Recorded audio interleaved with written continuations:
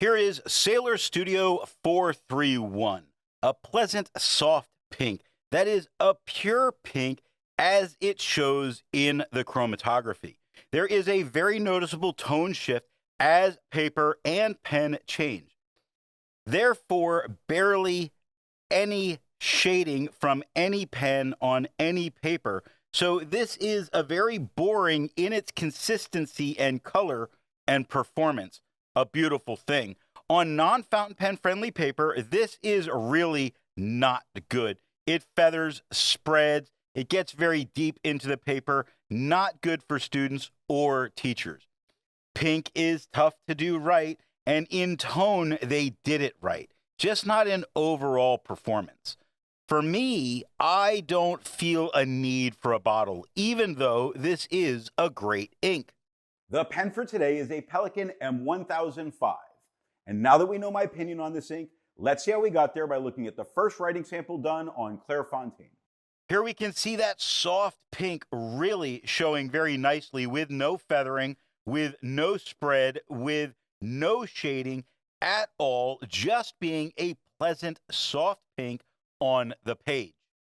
Looking at the back of the page, you can see a couple of spots that it did get very deep into the paper, though it never bled through touching the other side. And I don't think these spots would stop me from using the back of the page. It just kind of shows some of the aggression that this ink can have. Sailor makes more than one ink. So let's take a look at a few other inks from Sailor. Here is Sailor Studio 723. Here is Sailor Studio 027. Here is Sailor Studio 273. Here is Sailor Bungu Box Melancholic Gray. The second writing sample is done in a Portage Reporter notebook. Here we see a slightly lighter, more muted pink than we had on the Clairfontaine. Now, just taking a quick look, we see no feathers, but there are a couple tiny ones that are occurring that you can see in that. It's not like it's a huge deal. It's just that it's present. Very minor amount of spread is occurring. There still is no shading at all. It's just not as interesting on this paper. Looking at the back of the page, you see very aggressive, very deep into the paper, all over the place. Now, while none of this touched the page underneath, it does mean that you cannot write on the back of the page.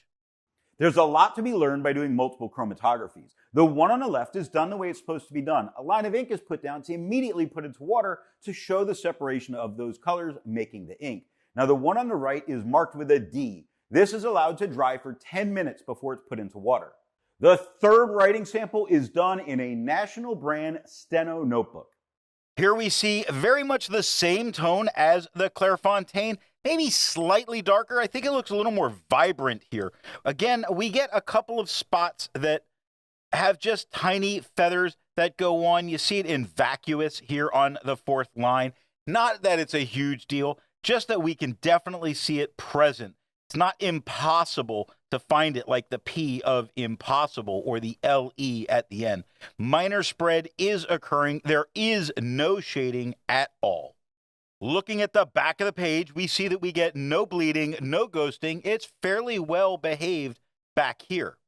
Resistance tests are done to see how well this ink can be expected to perform on the page, and more importantly, how hard it may be to clean from your pen. Now, the smear is allowed to dry for 3 days before testing it. In the upper left, you can see where there is highlighter. In the upper right, that is pen flush. The lower left has a 1/3 bleach solution, and the lower right has plain old water. The next writing sample is done in a Rhodia notebook. Here we see the same tone as the Clairfontaine. It doesn't feather, doesn't spread, doesn't shade. It does stand out against the quad rule, which is a good thing in what's going on. And as long as performance hold, it could be a good paper for this ink. Looking at the back of the page, you can see that unfortunately that performance did not hold. Being a very aggressive ink, it got very deep into the paper, really showing through on the other side, making it so I would not want to take notes on both sides of this paper with this ink. Lots of spots, none of them touching the page underneath, but just being very aggressive deep into the paper. With over 1,000 inks reviewed, let's take a look at a few more pink inks. Here is Mont Blanc Ladies Edition Pearl. Here is Pen BBS number 137. Here is Kayo no Oto Imeyu Iro. Here is Thornton's Pink. All of the inks that you just saw have a review here on the channel. Now, the next writing sample is done in a composition lab notebook. Here we can see that the tone is just a little bit lighter than it was on the Clairfontaine. It doesn't feather, doesn't spread, doesn't shade. These spots, these are from a different ink. Those are a mistake on my part, so we can ignore those. We can see that this is just there. It does stand out against the quad rule still without any kind of a problem. This is not something I would go for. I do think that this tamed some of that feathering, that's tiny feathers that we were seeing in some of the other samples. Looking at the back of the page, now while it didn't just do well with no ghosting and no bleed, it didn't just tame the performance on the front, but on the back of the page as well, making this a good paper for this ink. While it's nice to see inks that are in the same color family, I prefer to find inks that complement the color on the page. Here is Noodler's Blue Upon the Plains of Abraham. Here is Van Diemen's Devil's Black. Here is Diamine Rustic Brown. Here is Robert Oster Graphite. The best way you can support this or any channel that you like watching is to alert the retailer of where you saw the product at time of purchase. Now, the last writing sample is done on 20-pound copy paper. Here we can see that the tone is just a little bit lighter and flatter than it was on the Clairfontaine. It does have minor feathering, minor spread, not horrible in what's going on. Could be a decent ink to use for an alternative to red in grading papers. I don't think this is horrible in what's happening considering the paper. I just don't know that it's what I'd really run for. Looking at the back of the page, we see that it does get deep into the paper, as we would expect with copy paper. It does not bleed through touching the page underneath. So what nib and pen do I think are going to give the best writing experience with this ink?